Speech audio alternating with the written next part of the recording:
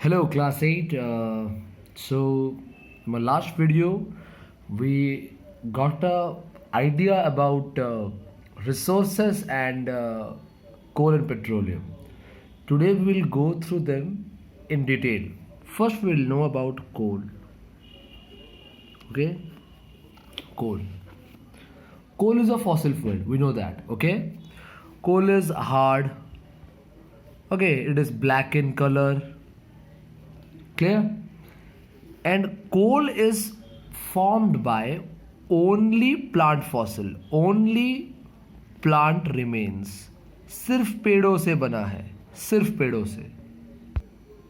Okay, so it is made up of plant. So how it is made up of plant? Okay, so long ago what happened? Many trees were buried.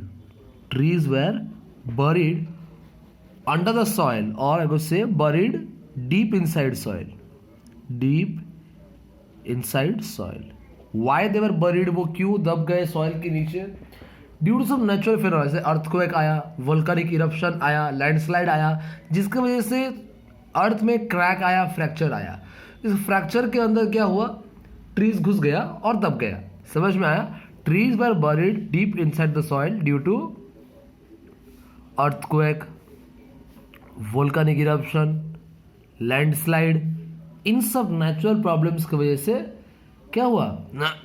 Tree सब plants के नीचे soil के नीचे दब गया. Okay, जब soil के नीचे दब गया तो प्रेशर कैसा होगा? उसके ऊपर बहुत सारा सॉइल है तो pressure will be high. Due to high pressure, और इतना अंदर को घुस गया है, इसका मतलब टेम्परेचर भी हाई रहेगा. High temperature.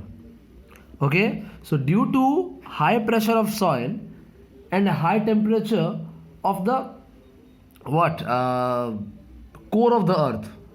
प्रेशर कहाँ से आया? सॉइल से आया. और हाई टेम्परेचर कहाँ से आया? कोर. अर्थ का जो कोर है, मतलब जो सेंट्रल पार्ट है, बहुत गर्म होता है. क्लियर? उसका टेम्परेचर आया. Due to this what happened? जितना भी मॉइस्चर था, जितना भी गैसेस था, सब बाहर निकल गया. Okay, all the gases and moisture, ये सब बाहर चला आया. समझ में आया? Clear? all the gases and moisture they came out, but carbon remained there. Carbon जो गैस है वो रह गया वहां पे, तो कार्बन रह गया. समझ में आ रहा है? क्लियर? Getting my point?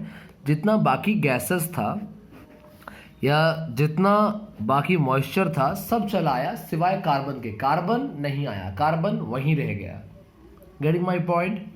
देखो, जब नोट्स मिलेगा तुमको तो नोट्स में लिखा गया एक sentence, all the moisture and gases were driven out, बाहर निकल गए, by increasing the carbon content. मतलब बाकी सब बाहर निकल गए लेकिन कार्बन बढ़ गया. By increasing the carbon content मतलब बाकी सब गैस, पहले था कार्बन था, ऑक्सीजन था, हाइड्रोजन था, अब सब निकल गया, अंदर बचा गया कार्बन. तो अंदर कार्बन का जो अमाउंट है बढ़ गया ना, इंक्रीज हो गया ना, वही लिखा गया है. क्लियर? इसके साथ साथ कुछ माइक्रोब्स भी हैं. The microbes, okay, like bacteria, they converted the cellulose into coal. जो प्लांट्स है या जो ट्रीज है, ओके, उस चीज को क्या हो गया? वो कन्वर्ट हो गया किसमें? कोल में. The cellulose was converted into coal. ये सेलुलोज कहाँ होता है? प्लांट के स्टेम में होता है, मेनली प्लांट्स के प्लांट पार्ट्स में होता है. तो ये सेलुलोज कन्वर्ट हो गया कोल में. Clear? Got my point? Clear? ये जो वुड कन्वर्ट हुआ कोल में, the wood was converted into coal in the absence of air. Absence of air, air नहीं था अंदर, खाली कार्बन था, सिर्फ कार्बन और कुछ नहीं था. तो मतलब एयर तो नहीं बोल सकते, कार्बन खाली एयर नहीं है, वो एक सिंगल गैस है. Air is a mixture of gases. तो वहां पे एयर नहीं था. So this whole process is called as carbonisation. Okay, the whole process is called as carbonisation. So how is coal formed? ये उसका प्रोसीजर, और simple words में coal is formed by the process of carbonisation. Okay, clear? Wood is converted to coal in the absence of air. Done? Okay. Now, look at the stats. Types of coal, variety of coal. Anthracite है, bituminous है, lignite है, पीट है. 4 तरह, actually 8 से 9 प्रकार का कोल होता है, लेकिन मेनली 4 प्रकार, mainly 4 types. First one anthracite. Okay, colour क्या है? Bright black. ओके, इसमें कार्बन कंटेंट 92 to 98% होता है. Clear? 92 to 98% of carbon. Clear? इसका क्वालिटी बेस्ट है. याद रहे, जिसमें जितना कार्बन रहेगा वो उतना अच्छा फ्यूल बनेगा, या उतना अच्छा वो काम आएगा, इतना अच्छा वो कोल है. समझ में आया? जितना हाई अमाउंट ऑफ कार्बन उतना अच्छा वो coal. Clear? Okay. Second bituminous. Black colour होता है, कार्बन कंटेंट थोड़ा कम, ये चलेगा, गुड क्वालिटी, बल्कि बेस्ट नहीं है, गुड है. हाउस होल्ड में, तुम्हारा फैक्ट्रीज में मेनली बिटुमिनस ही यूज करते हैं. क्लियर? लिग्नाइट कलर होता है ब्राउन, 65 to 70% का इसका कार्बन कंटेंट है. नॉट सो गुड, उतना अच्छा क्वालिटी का नहीं है, बहुत कम काम आता है इसका. पीट लाइट ब्राउन है, कार्बन कंटेंट बहुत कम है, 55 to 65%. इन्फेरियर क्वालिटी, यानी बहुत ही गंदा क्वालिटी का है, इसका तो यूज़ होता भी नहीं. क्लियर? समझ में आया वैरायटी और उसका यूज़ क्या है. और एक चीज़ याद रखना, जब कोल निकालते हैं ना, तो सोचो ये सॉइल है, हम लोग रहते हैं यहाँ पे, यहाँ कोल मिला, यहाँ कोल मिला, यहाँ कोल मिला, तो सबसे बेस्ट क्वालिटी का कोल कौन सा है? सीधी बात है, यही होगा. क्योंकि जितना लेट में रहा है, तो सबसे नीचे मतलब क्या है? सबसे पहले ये कोल बना है, उसके बाद ये कोल बना है, उसके बाद ये कोल बना है, सबसे पहले ये बना, मतलब इसका कार्बोनाइजेशन अच्छा हुआ होगा, इसको ज़्यादा प्रेशर मिला है, इसको ज़्यादा टेम्परेचर मिला है. समझ में आ रहा है? जितना नीचे तुम जाओगे उतना पुराना कोल मिलेगा और उसका क्वालिटी उतना ही अच्छा होगा. Clear? Getting my point? Now let's go to uses. Okay, uses क्या क्या है? Uses of coal.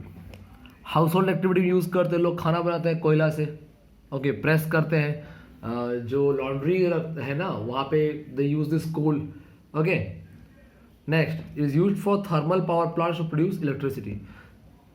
Thermal power plants में क्या करते हैं? कोल यूज करके इलेक्ट्रिसिटी प्रोड्यूस करते हैं. Clear? Earlier it was used in steam engine, पहले इसको स्टीम इंजन में यूज किया जाता था. Okay, then it is used to make coal tar, coal gas, coke. तो इससे कुछ चीज बनता है, कोल टार, कोक और coal gas. Okay, also used in industries. कैसा इंडस्ट्रीज? स्टील इंडस्ट्रीज में यूज होता है. स्टील इंडस्ट्रीज में, आयरन स्टील इंडस्ट्रीज होता है ना, वहां पे एक्चुअली स्टील बनाने के लिए कार्बन चाहिए, सॉरी कोल चाहिए होता है. कोल में क्या है? कार्बन है. कोल से जो कार्बन मिलता है वही चीज यूज होता है तुम्हारा स्टील बनाने के लिए. ओके, दो काम है एक्चुअली कोल का. एक है आयरन ओर से आयरन एक्सट्रैक्ट करने के लिए, इम्प्योर आयरन से प्योर आयरन एक्सट्रैक्ट करने के लिए कोल यूज होता है. दूसरा, आयरन को स्टील बनाने के लिए उसमें कोल यूज होता है. समझ में आया? वो आगे यहां पढ़ेंगे हम लोग. Okay okay, now see the products obtained from coal. 3 चीज, मेन चीज निकलता है तुम्हारा. एक है कोक, दूसरा है कोल टार, तीसरा है कोल गैस. ओके, कोक एक सॉलिड चीज है, tough, porous and black. Tough means solid, hard. Porous, इसमें होल्स होता है, ब्लैक कलर है उसका. Solid residue after the destructive distillation of bituminous कोल.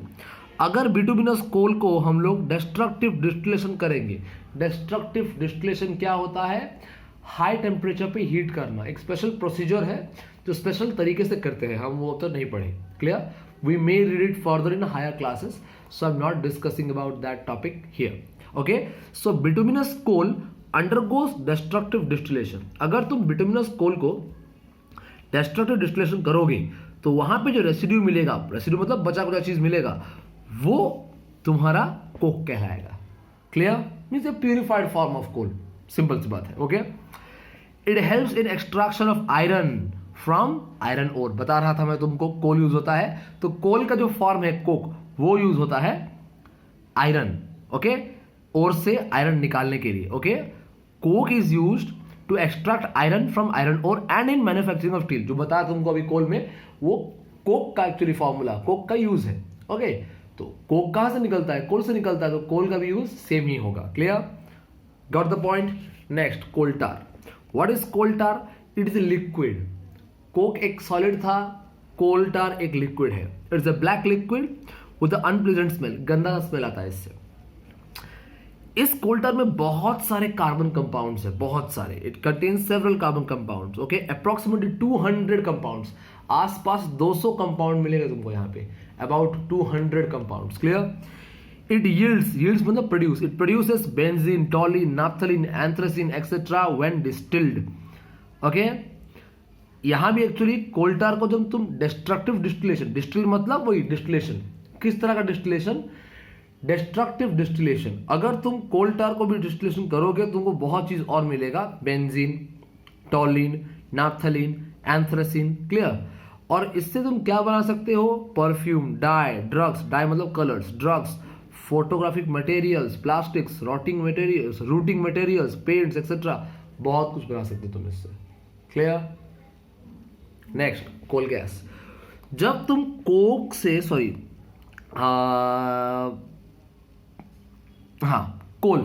जब तुम कोल को कोक बना रहे हो तब क्या होता है? गैस निकलता है। When you are performing destructive distillation, okay, I can tell you here, if you are performing destructive distillation of coal to make it coke, अगर तुम कोल को डिस्ट्रक्टिव डिस्टिलेशन कर रहे हो कोक बनाने के लिए, तो बीच में गैस निकलता है, उसको बोलते हैं कोल गैस। क्लियर? समझ में आया? इसका मेन कॉन्स्टिट्यूएंट क्या है? मेनली इसके पास है मीथेन। ओके, एक खास तरह का गैस है, केमिकल गैस, मीथेन है, कार्बन डाइऑक्साइड है, कार्बन मोनोऑक्साइड होता है, मीथेन होता है, कार्बन मोनोऑक्साइड होता है, और बाकी कुछ गैसेस कम होते हैं। क्लियर? समझ में आया? Got my point?